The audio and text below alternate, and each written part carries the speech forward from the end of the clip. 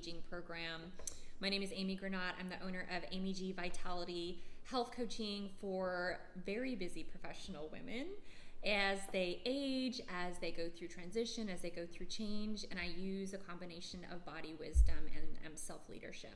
So what I want to talk about is what I have seen over the past now almost 15 years of being in this industry and where I see things going with women's health in particular, especially during the aging process. Perimenopause, menopause is a huge conversation right now, and there's a lot of misinformation, there's a lot of good information, there's a lot of confusion about what this aging process is supposed to look like. Because I know most of you have probably, if you haven't had a family member experience like a traumatic menopause, you probably have friends or people in your world who talk about menopause being this horrible, awful thing, and everyone hopes that they don't have to go through it, but unfortunately, y'all have to go through it. So what I have seen over the past 15 years is, number one, it's almost like it's getting worse. Like women are having worse and worse problems during this phase. And they also don't really understand what's going on with their body, especially because perimenopause can actually start as early as your late 30s into your early 40s. That's really when the transition of the change of estrogen, progesterone happens. And no, I'm not going to get into all of that because it would bore you to tears. But that's when that change starts to happen. So women's bodies really do this transition in the aging process, let's say from like 40 to 55. And because they're really not explained all the things that they could experience, they think they're going crazy. And unfortunately, in the traditional medical community, a lot of times when they go and they bring these concerns into their doctor, it's immediately hormone therapy, and even bigger is antidepressants. And it's not that there's a depressive thing happening, like a clinical depression happening. It's that the body is changing at a kind of a rapid clip, and we're not accustomed to slowing down long enough to even understand what that means, right? Like our culture lives at this pace of you got to go as hard and as fast as possible. And you have to be the same every day. You have to have the same energy every day. You have to look and feel the same every day. And for women, that's not reality, right? Like we have that 24-hour circadian cycle, but we also have this 30-day, what's called infradian cycle. And we don't honor the actual changes that happen throughout the entire month when our energy does go up and down, and that's normal. So we've actually made it like a pathology where we have a dip in energy and we think there's something wrong with us, but really it's just the natural cycle of the hormone cycle. And so what I see in this process is women were really starting to ask questions of like, how can we approach this differently? How can we approach aging differently? How can we approach our aging bodies differently and not feel like we need to be in our 20s again and look like we're in our 20s, but actually age gracefully and beautifully even as we do go through this transition? You know, I call perimenopause and menopause like the great teacher and the great initiation, because it really is this like initiation into the next phase of being woman. We've, gone out of like being the young maiden, we've gone out of the mother, and we're going into what I like to call the queen phase. It's also called the crone phase, but I like the queen phase myself. We're going into this queen phase, which is like really deep wisdom, because of course, once you get into your 50s and 60s, hopefully, if we've been paying attention, we've learned a lot, right? And as we go into that time, we tend to feel like we're not as valuable, when in reality, we have so much to give.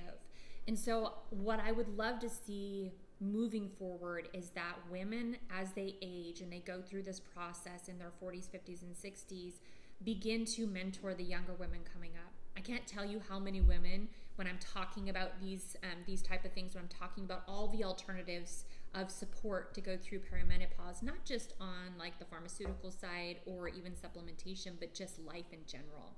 I can't tell you how many women say, I wish I would have known this 20 years ago.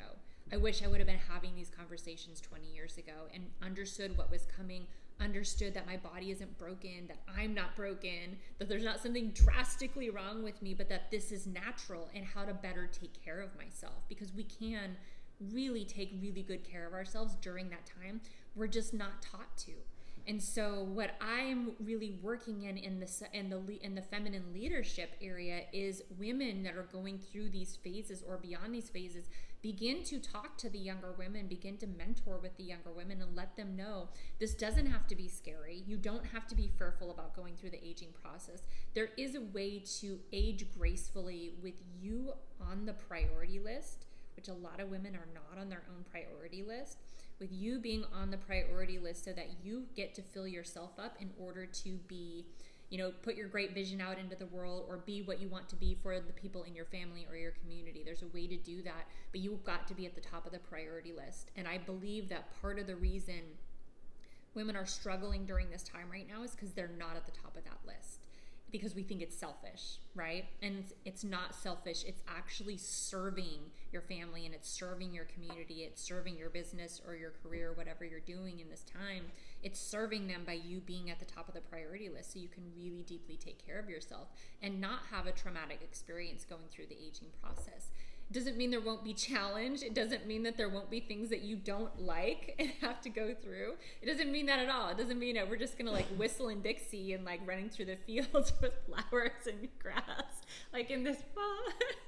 Doesn't mean it's necessarily going to be like that, but if we can come into community as women and really learn how to support ourselves, but then also support each other, I think we can radically change not only the conversation around the aging process, but the outcome of what it means to go through the aging process and live beautifully and gracefully in a life that is very fulfilling for you, rather than going through this time and thinking aging just means deterioration.